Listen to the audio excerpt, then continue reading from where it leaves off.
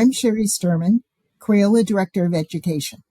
We're excited that Penguin Kids and Penguin Classroom are collaborating with Crayola for this read-along, draw-along event to help children enjoy great stories and the illustrations that bring them to life.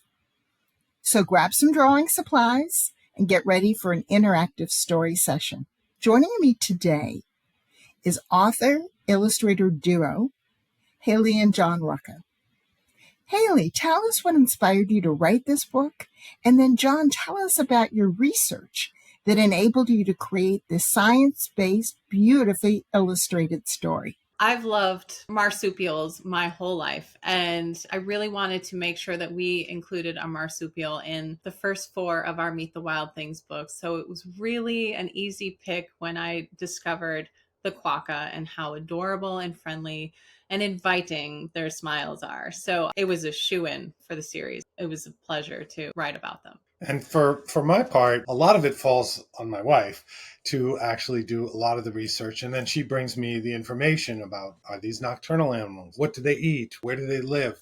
And so once she gives me a lot of that information, I look for reference. A lot of times we try to meet these animals in the wild, in their natural environment. This animal has become very popular with people who actually go to this place, and they have put lots of video and photographs online. So I was able to get a lot of reference to make sure that I was drawing them correctly and how they move and what they eat.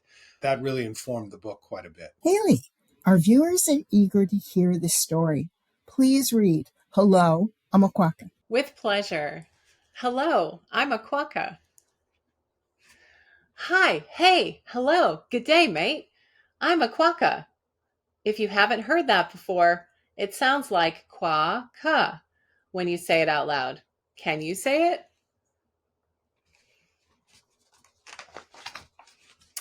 Humans who have met me say I'm the happiest animal in the world. Maybe it's because I am very friendly. My face just looks like it was built for smiling. I am very curious too. What's your name? Have we met before? Do you like smiling? I'm about the size of a house cat, and I hop, hop, hop to get around. Do you like hopping? Hopping is my favorite. I'm related to kangaroos and their smaller cousin, the wallaby, so I guess that makes sense. Look how small he is. Female quokkas can give birth to a baby about once a year. We call them joeys, just like baby kangaroos and wallabies.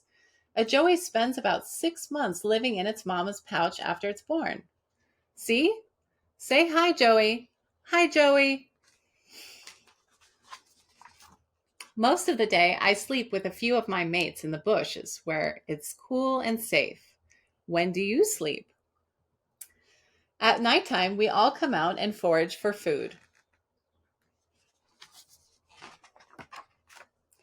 I love eating leaves, grass, shrubs, seeds, and roots. Sometimes I eat snails or very small animals too, but mostly I stick to plants and stuff. If I can't find any, it's okay because I can go for weeks without food. I store extra food in my tail, which gives me the energy I need to get by. This comes in handy during the long, dry desert summers.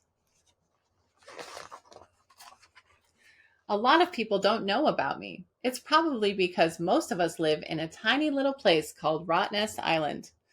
It's off the coast of Western Australia. Have you heard of Australia?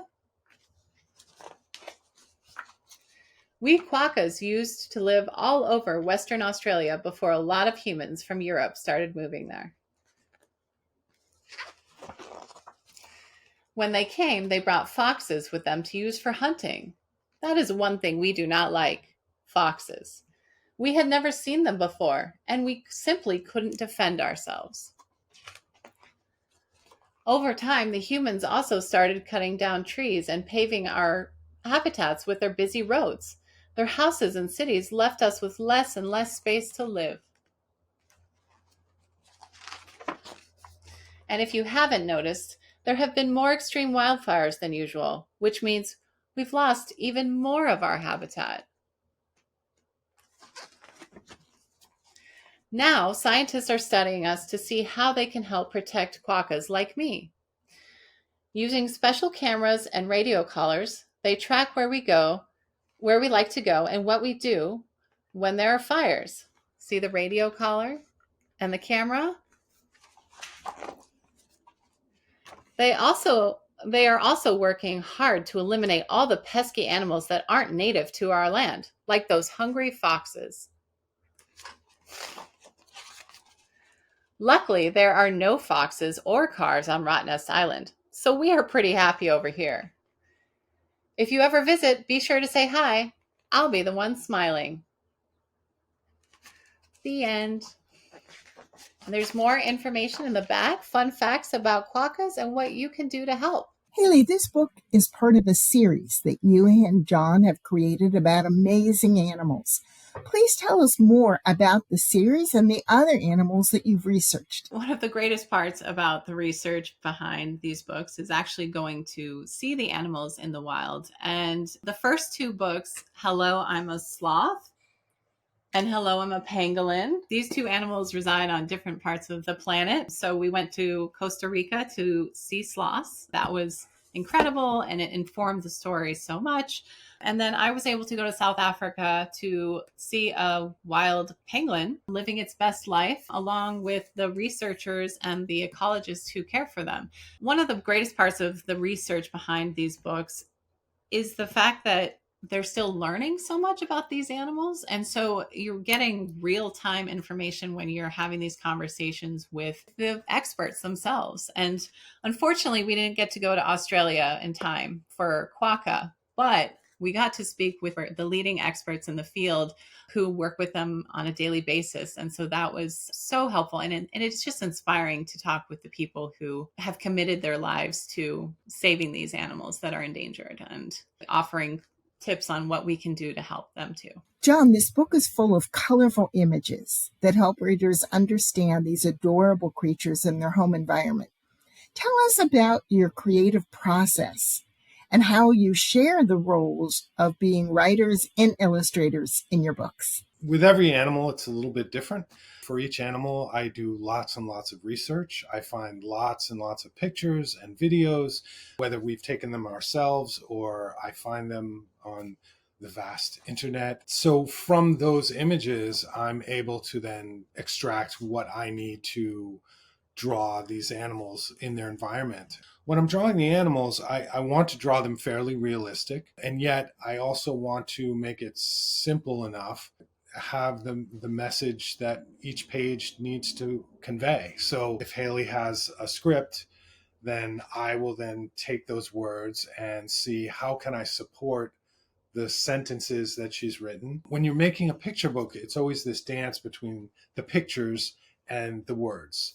And luckily, working together, we can do that in real time on every project. So we tackle both the text and the illustration simultaneously on these books. John, your illustrations help us get to know these adorable animals. My favorite part was when the book says and shows that this face was made for smiling. Can you show our viewers how to create the quokka's face that makes us smile? First thing we want to try to do is we're going to try to draw this quokka. And if you look at his face, you can see that he's made up of shapes. And I try to break things down into smaller shapes. So I see semicircles here. I see a bit of a rectangle for the nose. I like to use these sketch and shade pencils from Crayola. And the reason I like them so much is because not only can you draw on colored paper, but the colors blend really nicely. And on top of it, we're also going to use some of these Colors of the World washable markers. And what's great about that is they can go right on top of the colored pencil. We're going to start with a brown pencil because this is a brown quokka. And I start with that big circle that makes up the shape of his face. And then the semicircle on top. So these are the two major shapes of his face. And then from there, I like to draw the somewhat rounded shape of his nose. I'll put circles in place for where the eyes will go. Underneath that, we have two more semicircles that make up the muzzle as part of the nose. And then one of the most important parts is the smile. We can bring one more shape down here for the lower lip and to create that wonderful Quokka smile. We can add some semicircles here for the ears. So now we have the basic shape of the face, and we can start to go into those details a little closer. When I'm making the eyes, I want to make the top lid and the bottom lid and then the outer edge of the eye. Same thing on this side, because there's many ways to draw eyes. You could draw an eye like this, and it would be a very angry eye. Or you could draw an eye like this, and it would be much sadder. But we want to draw happy, so our eyes are going to have this happy look about them. But once you get that, you can start to add some of the details with a black pencil. Because if you'll notice, our Quokka has a very black nose, a very black lip, and very black eyes. So we're going to go with the black pencil, and I want you to fill in those eye shapes that we drew, but I want you to leave a little bit of the yellow coming through. I'm using yellow construction paper, but you can use white, you can use any color you wish. But I'm using yellow because I can let some of the light color of the paper come through for the highlights of the Quokka itself. And some of those highlights are like this highlight on the eye and the highlight on the Quokka's nose. Now, once you have something like that, and you've drawn in the lip and the mouth shape, then you can go back to your brown pencil and start to draw in the fur. And the way I think about the fur is it all leads away from the nose. So whenever you're drawing the fur, you're drawing it away from the nose. See, if you look at the picture, you see all the fur leads away from the central shape of the nose. So that's what we're going to use as a guide to give us that fur look. And again, I start with the outline, and I'll draw over the outline with these little fur-like sketchy little marks. And don't worry about it if it doesn't look exactly like mine, because I've seen so many different pictures of Quokkas, and the shape of their face is always a little bit different. So we don't have to be perfect. That's part of the fun of drawing, is just drawing something over and over and over again. And a lot of times I'll have to draw something 30 or 40 times. So just know that I've drawn Quokkas quite a bit. And if this is your first Quokka drawing, just have fun with it. So once I get the brown darker areas figured out, and you want to make sure you put some brown right here to show his smile, then you can start to go into it with some color. I like to use this lighter brown, and you can start filling out the whole face of the Quokka until you start to get something that looks maybe a little more like this. And you can see here I've used red for his tongue, and I've used a little bit of this orange to give some warmth to his cheek areas. Then what I like to do is start to use some of these colors of the world markers, because they can go right over on top of this colored pencil. And you can use your darker colors to accentuate some of these dark outlines, and just making little marks. Again, they're all stemming from the nose, right? So they're all coming out from the nose area. And then I'm going to use a little bit lighter brown. This is called a medium deep golden. And that is going to give it a nice warm shade. And again, you could try this with pastels. You could try it with different kinds of crayons. Anything that blends and makes nice marks on the page, you can use. So don't be afraid to try a bunch of different things or use whatever you have at home. I've been playing around with these, and I find that they're really fun and give a lot of fur-like look to it. There's a lighter version, which is called a medium almond, which is really nice. And again, what's nice about laying down the colored pencil first, it allows you to go right on top of it with these markers.